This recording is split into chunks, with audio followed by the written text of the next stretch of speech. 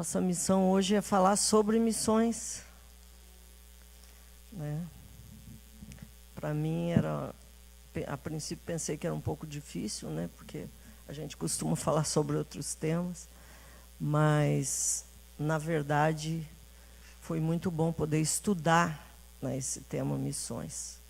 E eu gostaria de iniciar a nossa meditação de hoje, a mensagem. Eu dei o título de A Verdadeira Motivação para Fazer Missões. A verdadeira motivação para fazer missões. Nosso texto inicial está em Mateus, capítulo 9, 35 a 38. Percorria Jesus todas as cidades e povoados, ensinando nas sinagogas, pregando o evangelho do reino e curando toda a sorte de doenças. Então o texto começa informando que Jesus, ele não era alguém que ficava parado, né? Ele estava andando, ele ia até as pessoas. Porque hoje em dia o que está acontecendo, né? A igreja, ela fica muito fechada nela mesma, né? Ela fica dentro. Mas Jesus, ele ficava andando, ele ficava percorrendo todas as cidades. E o que ele estava fazendo? Ele estava ensinando o evangelho do reino. Ele estava implantando o reino de Deus nas sinagogas, como diz aqui o texto, né? E ele estava andando pelas cidades e pelos povoados. Cada um ele ia passando, né, e levando essas boas novas, o evangelho do reino. O versículo 36 diz assim que, vendo as multidões, compadeceu-se delas, porque estavam aflitas e exaustas, como ovelhas que não têm pastor. E Jesus dirigiu aos seus discípulos: a seara, na verdade, é grande, mas os trabalhadores são poucos. Rogai, pois, ao Senhor da seara, para que mande trabalhadores para a sua seara. Então, o que Jesus estava reconhecendo? Quando ele fala seara aqui, ele está se referindo ao mundo, né? Às pessoas. A seara, na verdade, é um campo que já está pronto para ser colhido. Então, Jesus está falando, a seara já está prontinha. Mas o que está acontecendo? Está faltando trabalhadores. Está faltando trabalhadores. E não é assim que a gente vê hoje? A gente olha para o mundo, é muita gente sem Jesus. Muita gente sem Jesus. E nós vemos que está faltando trabalhadores para levar esse reino, assim como na época que Jesus estava andando, na nossa época também a situação é a mesma, né? E aí Jesus, ele dá uma instrução aos seus discípulos: rogai, pois, ao Senhor da seara, para que mande trabalhadores para a sua seara. O que Jesus está falando? Ele está dando uma instrução para os discípulos. Vocês precisam orar ao Pai, ao Senhor da seara, para que Ele envie os trabalhadores. Quem é que envia os trabalhadores? É o Senhor da seara, é Deus. Ninguém se envia por conta, né? Nós vamos ver aí na sequência, quando a pessoa decide por ela mesma, né, o que é que vai acontecer. Então, a igreja que somos nós hoje, o que nós temos que fazer? Qual a instrução de Jesus? É a mesma que Jesus deu aos discípulos dele naquela época. Rogai. A igreja, às vezes, está falhando nisso. Não está rogando ao Pai, não está clamando. Eu queria até fazer uma sugestão que nós temos uma vigília aqui, uma vez no mês. Né? Então, que nessa vigília, um dos alvos das orações na vigília fosse rogar ao Pai pelos trabalhadores da seara. Amém? Que alguém responsável possa registrar essa questão, né, para que na nossa vigília aqui um dos objetivos seja esse: rogar ao Pai por esses trabalhadores da seara. Então, o que Jesus estava fazendo aqui quando ele começou a percorrer? Ele, juntamente com os seus discípulos, ele estava fazendo um treinamento bem prático com os discípulos. Durante 3 anos, esses discípulos andaram com Jesus e foram vendo tudo o que Jesus fazia. Eles estavam sendo treinados para substituir Jesus, né? E esse texto aqui, ele deixa isso bem claro. Nós vamos ver ali no João, capítulo 20, versículo 21. Jesus fala algo muito interessante. Ele diz assim: disse-lhe Jesus outra vez, paz seja convosco, quando Jesus apareceu aos discípulos. Assim como o Pai me enviou, eu também vos envio. Então Jesus, agora ele tinha morrido, ressuscitou, e ele voltou para falar com os discípulos. E ele comunicou o quê? Da mesma forma como o Pai enviou ele a semear, a trazer a palavra, a disseminar o reino, agora ele estava fazendo a mesma coisa com os seus discípulos. Ele voltou para fazer essa transferência, né, de missão. Jesus transferiu a missão dele, de andar pelo mundo, de pregar, de fazer discípulos, ele transferiu aos discípulos dele, né? A gente vê ali que ele falou que, assim como o Pai me enviou, eu vos envio agora. Mateus 28, do 18 ao 20. Novamente, esse texto, Mateus está aqui registrando, ele é depois da ressurreição de Jesus. Ali no 16 diz assim que os 11 discípulos voltaram para Galiléia, né, depois que Jesus morreu, eles voltaram para Galiléia, para o monte onde eles costumavam ir com Jesus. Jesus morreu, agora o que a gente vai fazer? Voltaram lá para o monte. Enquanto eles estavam no monte, quem se apresenta a eles?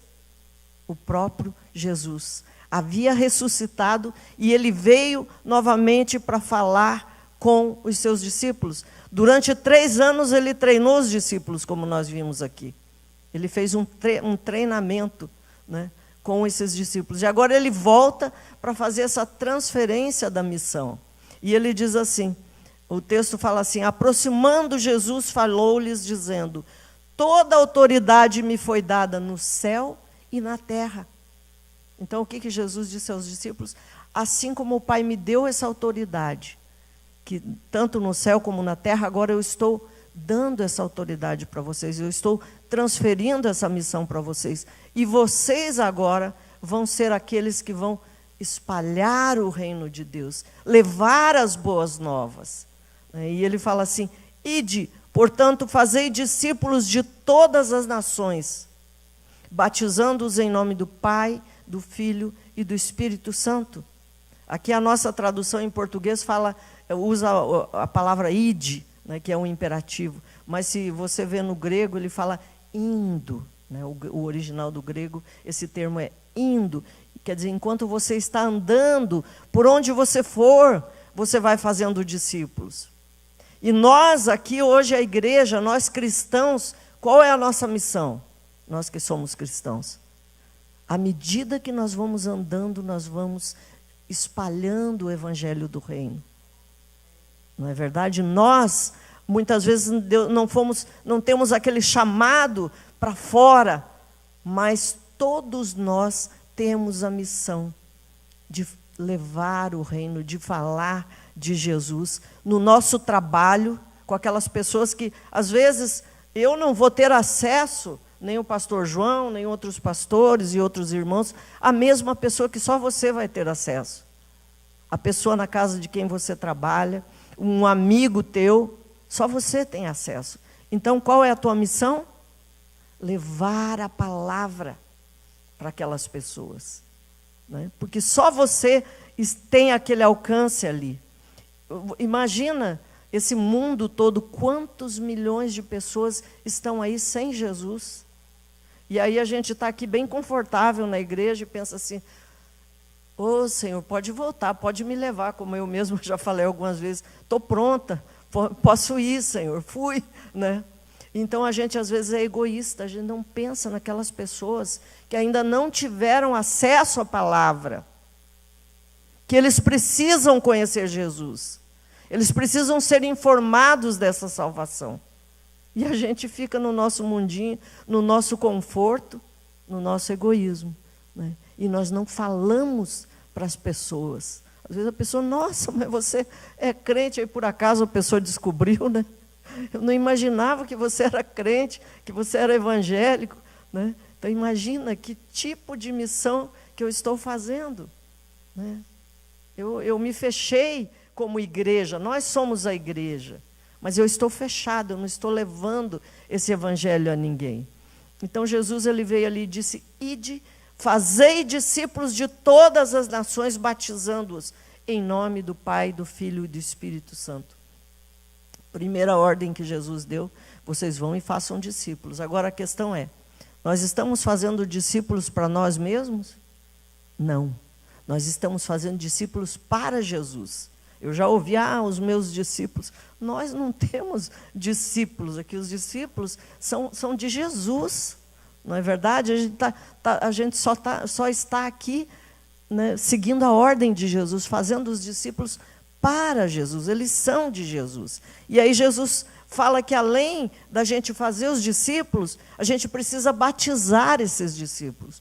Porque o batismo, ele é uma testificação de quem você é. Quando você vai para ser batizado, você está dizendo: eu pertenço ao Pai, ao Filho e ao Espírito Santo, né? Então é por isso que quando a gente faz um discípulo, quando alguém se torna discípulo, ele precisa ser batizado. E esse batismo não é para salvação, como tem algumas religiões que pregam, que se você não se batizar antes de morrer, você não vai ser salvo. Não. O batismo, ele é um sinal de que você é salvo. É um testemunho de que você é salvo. Por isso, Jesus dá essa instrução para os discípulos. Vocês têm que batizar as pessoas em nome do Pai, do Filho e do Espírito Santo. E aí ele dá mais uma ordem. Vai, faça discípulo, batize, e depois ele vem e diz o quê? Ensinando-os a guardar todas as coisas que vos tenho ordenado. Então, você faz o discípulo, você batiza esse discípulo e aí você ensina o discípulo. Foi assim que Jesus fez. Ele deixou o exemplo, ele deixou o modelo de como você vai fazer isso. Jesus é o modelo de missionário. Então, Jesus disse agora: ensine, além de você só não faça o discípulo e deixa ele para lá, você ensina ele, você vai acompanhar ele, você vai ensinar a palavra, né? Trazer o reino até ele. Amém, irmãos? Então, Jesus está dizendo que a seara é grande. Ele reconhece, mas os trabalhadores são pouquíssimos. Então, qual é o nosso papel hoje? Que ficou bem claro aqui nessa parte da nossa palavra. Nós somos a igreja e vamos orar. Nós vamos rogar ao Pai para que Ele envie. Porque quem envia é o Senhor da seara. Não somos nós aqui que decidimos: aquele fulano ali vai ser missionário, o outro vai ser missionário. Não. Quem levanta os trabalhadores da seara é o Senhor da seara. Por isso que muitas vezes se comete equívocos. Manda missionários, eu já passei um tempo com missionários na minha casa e eu ficava assim perplexa. Porque a pessoa não entendeu o papel dela, ela queria ser servido, né? Dormia até meio-dia, depois, sabe, eu só tomo leite com Toddy, eu não tomo café, eu só como isso. Entende? Então, a falta de preparo desses missionários. É por isso que Jesus pegou aqueles discípulos dele e ele foi dar um treinamento ali, em loco, né? Eles foram aprender como é que se forma um discípulo, o que um discípulo tem que ser. Porque senão depois saem esses missionários aí que eles querem ser servidos. Eles não entenderam a missão deles. E, ao invés, uma coisa que se precisa entender sobre os missionários é que o missionário ele precisa começar onde ele está. como Jesus fez com os discípulos. Ele tem que ser preparado onde ele está, para que quando ele for enviado, ele já está treinado. Ele vai saber o papel dele, ele vai saber como se comportar. Mas o que acontece? A pessoa nunca evangelizou ninguém, nunca se preocupou com ninguém, nunca fez missões onde ela está, e aí ela quer ser enviada. Aí chega lá, é um desastre. É um mau testemunho para aquelas pessoas aonde ele vai, porque não foi treinado. Então, o modelo que Jesus deixou para nós é: treine o seu missionário. Ele precisa ser treinado antes de ser enviado. Não simplesmente a pessoa do nada se levanta e decide que ela é missionária. Eu quero fazer missões lá no país tal. E ela vai sem treinamento algum, né? E depois quem recebe os missionários é que sofre. Sofre, né, por aquele tipo de missionário que não foi treinado, que chegou ali achando que tinha que ser servido. Amém, irmãos? Então essa parte ficou bem entendida, que nós como igreja temos que rogar ao Pai. Hoje a nossa missão é essa: rogar ao Pai por esses trabalhadores, que o Pai vai enviar. Não nós vamos decidir quem é missionário e enviar missionários sem treinamento. Amém, irmãos? E Jesus, ele fala nesse texto, ele começa dizendo assim: aproximando Jesus, falou-lhes dizendo: toda a autoridade me foi dada no céu e na terra. Né? Então, por que Jesus está transferindo essa missão? Porque ele tem autoridade, né? Ele tem autoridade, então ele transferiu a missão aos seus discípulos. Amém? Em 1 Coríntios, capítulo 3, versículos 6 a 9, está escrito assim: eu plantei, Apolo regou, mas o crescimento veio de Deus, de modo que nem o que planta é alguma coisa, nem o que rega, mas Deus que dá o crescimento. Ora, o que planta e o que rega são um, e cada um receberá o seu galardão, segundo o seu próprio trabalho. Porque de Deus somos cooperadores, lavoura de Deus e edifício sois vós. Então, Deus, ele decidiu chamar a gente, chamar os discípulos como cooperadores, né? Aí a pessoa pensa assim: não, mas eu evangelizei aquele fulano, agora como que ele está indo lá para outra igreja, ou como que está sendo assistido por aquela outra pessoa? Mas a palavra diz: um planta. O que é planta? Vai lá e semeia a palavra, semeia o evangelho no coração da pessoa. Aí vem outro e rega. O que é rega? Vai acompanhar aquela pessoa, vai ensinar a palavra. Mas aí diz, aqui o texto fala: os dois são tão importantes assim? Não. O mais importante é Deus que dá o crescimento. Nem o que planta, nem o que rega é tão importante, mas é Deus que vai fazer essa semente crescer. O Espírito Santo. Então isso não é obra nossa. A nossa única parte é semear, é regar aquela semente, né? Mas quem vai dar esse crescimento? O importante nesse trabalho é Deus. Então Deus chamou os discípulos porque ele decidiu que ele queria cooperadores. Cooperadores quer dizer coopera, opera junto, trabalha junto com Deus. A gente não consegue fazer uma missão sozinho. E também não existe missão sem oração. Por isso que ele falou ali: rogai ao Pai. Porque se não houver oração, enquanto as pessoas estão sendo enviadas, foram para o campo, se não houver a igreja aqui que dá suporte de oração, de intercessão sobre esses missionários, não funciona.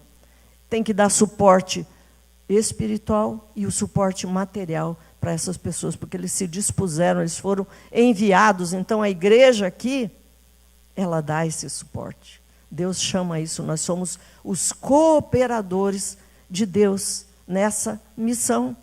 Amém, irmãos? Agora eu queria, essa minha palavra é um pouco bem breve, né, para não ficar tão longo. Eu queria fazer a seguinte pergunta, porque a gente vê muito isso por aí.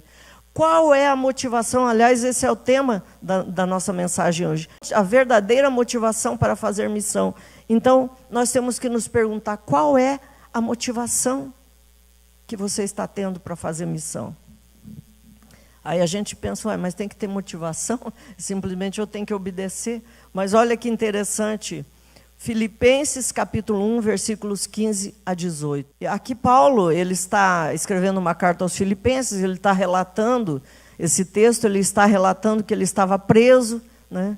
Ele estava em cadeias, estava preso, e tinha alguns irmãos que continuaram fazendo a obra que ele estava fazendo, que era pregar o Evangelho. Alguns irmãos efetivamente proclamam a Cristo por inveja e por porfia. Qual era a motivação desse pessoal que estava falando de Jesus ali? Inveja. Olhou Paulo assim, nossa, eu quero ser um pregador igual esse. E não acontece isso às vezes, né? A pessoa olha a outra, não, eu também quero ser isso. Mas não é a gente que decide. Esse dom, ele é distribuído pelo Espírito Santo, a palavra diz. E é o dono da seara quem vai dizer quem são os trabalhadores para aquela seara. Então, a pessoa decidiu, ela por causa da inveja dela e por porfia. Porfia significa briga, desentendimento. Então, a motivação dela, a competição, né, a motivação dela não é a motivação correta, a de Jesus. Então, Paulo, ele está falando isso. Ele diz que alguns estavam proclamando a Cristo por inveja, por porfia, outros, porém, fazem de boa vontade. Mas tinham aqueles que estavam ali fazendo com todo o coração, com a motivação correta. Estes por amor, sabendo que estou incumbido da defesa do Evangelho. Aqueles, porém, pregam a Cristo por discórdia insinceramente, julgando suscitar tribulação às minhas cadeias. Ainda queriam trazer problema para Paulo, que já estava preso, né? Então, essa motivação de inveja, de porfia, é porque eu quero competir, essa motivação está completamente equivocada, né? Aí tem uma outra motivação que eu já vi muito por aí nos missionários, que é aquele missionário que ama viajar, né? Ele ama viajar. Ele quer conhecer novos lugares, né? Nós moramos num lugar chamado Foz do Iguaçu, que todo mundo lá no Brasil queria conhecer. Então, o que ia de missionário para lá? Na nossa casa, acho que morou uns 3, pelo menos, né?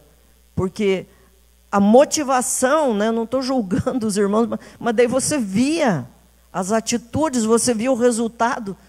Era esse, né? Então, a motivação é porque a pessoa queria conhecer um lugar lindo, conhecer novos lugares, ela quer conhecer outra cultura, aí vinha pessoas de outros países, de outros lugares do Brasil, ali para Foz do Iguaçu, como missionário, né? Então, ela quer isso, ela quer conhecer culturas, ela quer até aprender um outro idioma.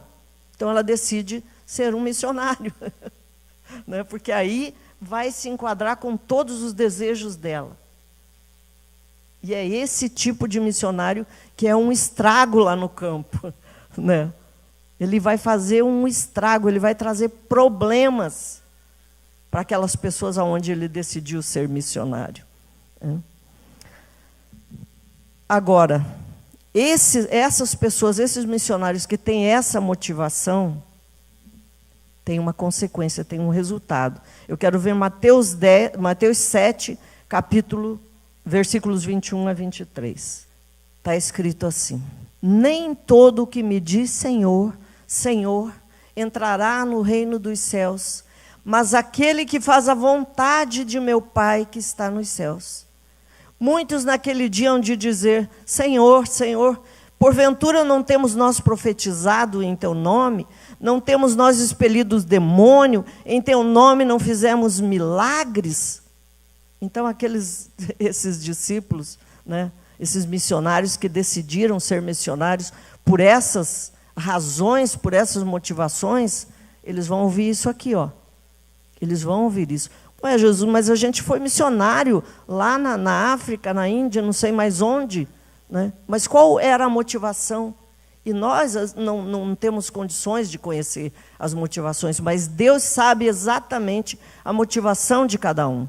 Então, Jesus, para essas pessoas que se apresentaram para o Pai, disseram, poxa, mas como assim nós expulsamos demônios, fizemos tantas coisas? Aí a resposta que eles vão ouvir. Então lhes direi explicitamente, nunca vos conheci. Apartai-vos de mim, os que praticais a iniquidade.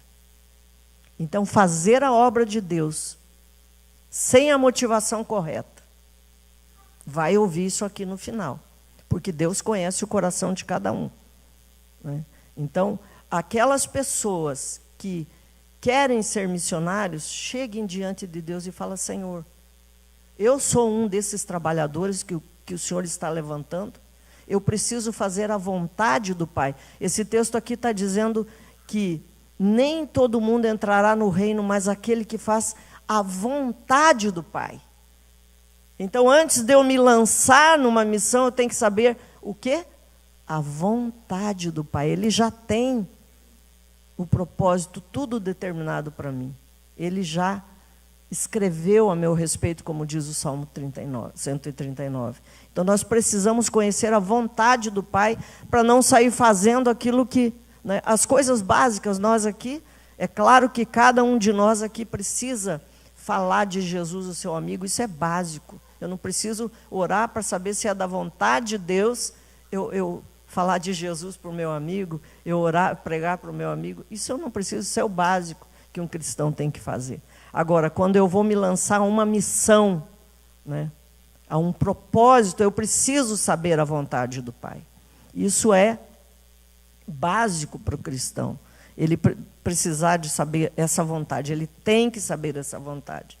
Agora, os trabalhadores que o Senhor da Seara envia, eles precisam ter o perfil de Jesus.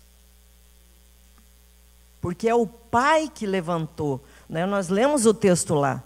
Rogai ao Senhor da Seara para que Ele envie trabalhadores. Então, não somos nós que vamos decidir, é o Pai.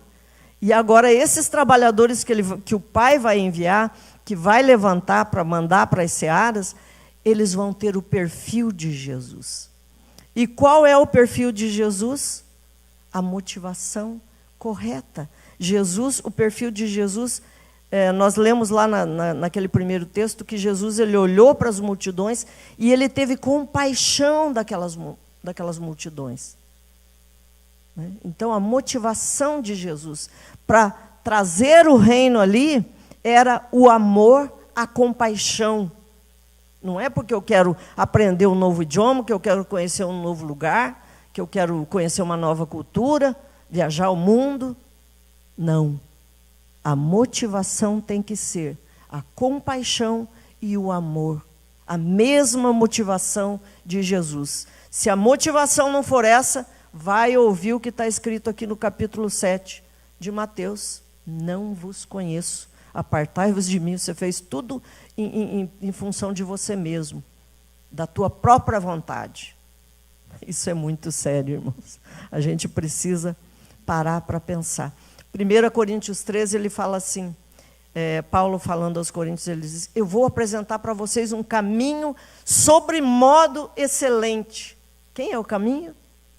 Jesus falou, eu sou o caminho, a verdade e a vida. Ninguém vai ao Pai se não for por mim. E aí ele começa ali no Coríntios 13, ainda que eu fale a língua dos anjos, a língua dos homens, que eu entregue o meu corpo para ser queimado, eu posso evangelizar o mundo, fazer um monte de coisas. Se eu não tiver amor, eu nada serei. Nada serei. Eu gostaria que depois vocês lessem, né, porque o nosso tempo que está correndo, que vocês lessem esse 1 Coríntios 13. Ele é muito incrível, porque ali vai ter todas as características do amor. Né? Ele fala que tudo o que eu fizesse, a minha motivação não for o amor, eu nada serei. Joana d'Arc entregou, morreu queimada lá na praça, muitos morreram queimados, mas se a motivação não foi o amor, Nada, não serve de nada para Deus. Então, a motivação de Jesus foi a compaixão e o amor. E a nossa motivação hoje precisa ser o quê? Amor e compaixão. A mesma motivação de Jesus. Eu quero ler o Filipenses 2, capítulo 2, versículos 5, 1 a 11.